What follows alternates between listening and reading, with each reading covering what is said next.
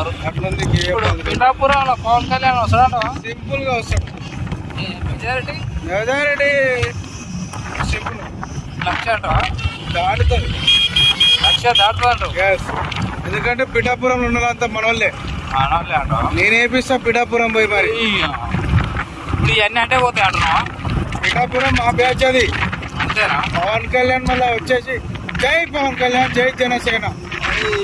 తగ్గేది తగ్గేది కాదు, ఇక్కడ నేను వైసీపీ తగ్గేది కూడా లేదు.